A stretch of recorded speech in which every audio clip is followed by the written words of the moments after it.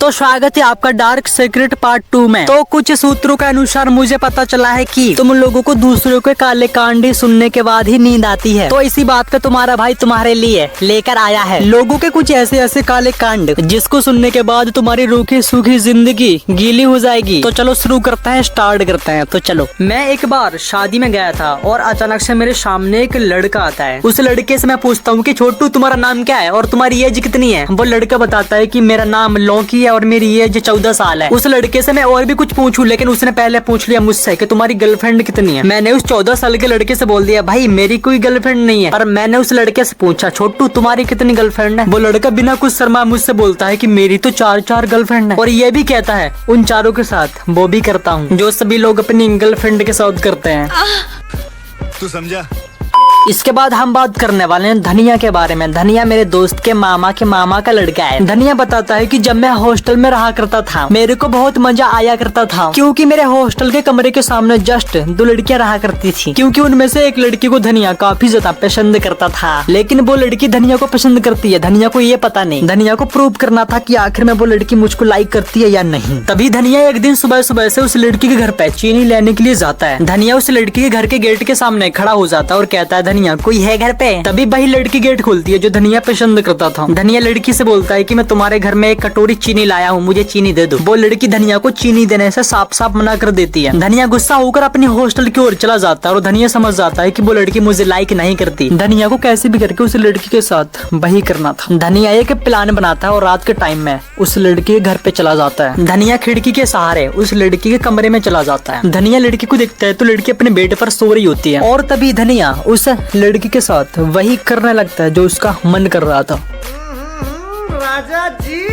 इसके बाद मैं बात करने वाला हूँ अपने सब्सक्राइबर की जिसका नाम है झारखंडे। झारखंडे मुझे बताता है कि मैं डेली सुबह 4 बजे उठता हूँ और डेली रनिंग पे जाता हूँ। रनिंग करते करते मुझे डेली झाड़ियों में कुछ अजीब तरह की आवाज आया करती थी, लेकिन सुबह 4 बजे कुछ ज्यादा ही अंधेरा हुआ करता था, इसलिए मैं डेली रनिंग करते समय उस आवाज को इग्नोर कर देता था। झारखंडे को रनिंग करते करते काफी दिन हो जाते हैं और डेली दिन उसी तरह की आवाज सुनाई देती थी। झारखंडे पता लगाना चाहता था कि आखिर में ये आवाज कहाँ से आ रही है और किसकी आ रही है। एक दिन झारखंडे अपने दोस्त को बताता है कि मैं सुबह 4 बजे रनिंग करने जाता हूँ और कुछ अजीब तरह की आवाज आती है। तभी झारखंडे का दोस्त बोलता है कि चलो सुबह 4 बजे मैं चलता हूँ तुम्हारे साथ रनिंग करने और देखता हूँ किस तरह की आवाज आ रही है। झारखंडे के अंदर ताकत आ जाती है और जाने के लिए हाँ बोल देता है। अगले दिन वो दोनों सुबह 4 बजे रनिंग करने जाते हैं, लेकिन उस दिन कोई आवाज नहीं सुनाई देती है। झारखंडे का दोस्त समझता है कि ये मुझे पागल बना रहा है, यहाँ कोई आवाज नहीं आती। साले ने मुझे 4 बजे उठाकर मेरी फालतू में नींद खराब कर दी है, ऐसा बोलता है झारखंडे का दोस्त। लेकिन तभी झारखंडे अपने दोस्त से कहता है कि भाई यकीन कर मैंने सच में यहाँ पे कुछ अजीब तरह की आवाज सुनी है। झारखंडे का दोस्त कहाँ मानने वाला था, तभी वो दोनों अपने अपने घर पर चले जाते हैं। अगले दिन 4 बजे झारखंडे फिर से रनिंग करने जाता है और फिर से उसको वही आवाज सुनाई देती है। झारखंडे रनिंग करते करते वहीं पर रुक जाता है जहाँ पर वो आवाज आ रही थी। झारखंडे थोड़ा ध्यान से सुनता है तो आवाज तो उस झाड़ियों के अंदर से आ रही थी। थोड़ा और अंदर जाने के बाद झाड़ियों में झारखंडे अपनी आंखों से क्या देखते हैं, सबसे पहले वो अपने दोस्त को देखता है जो उस दिन रनिंग करने आया था, और फिर उसके बाद झारखंडे की लड़की को देखते हैं और वो लड़की और कोई नहीं थी, झारखंडे की बहन ही थी। अब तक क्या आपको पता चल गया होगा झारखंडे ने अपने दोस्त को और अपनी बहन को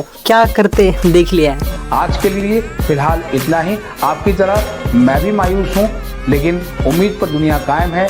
दिल दुखा है लेकिन टूटा तो नहीं है, और उम्मीद का दामन छूटा तो नहीं है।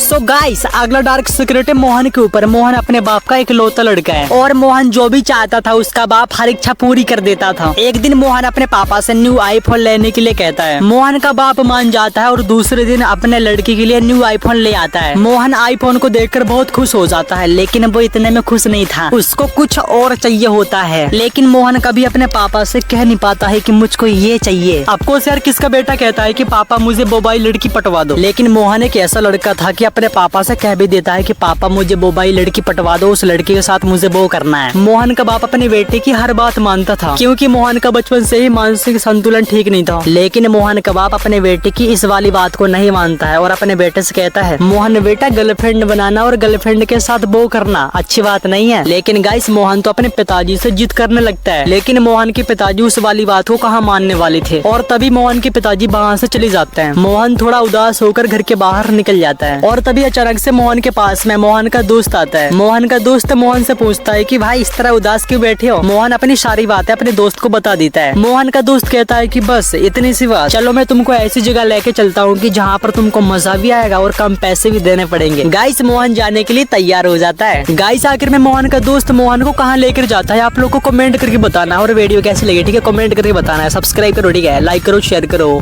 ठीक है। बाय, फिर मिलते हैं अगले वीडियो में ठीक है, बाय।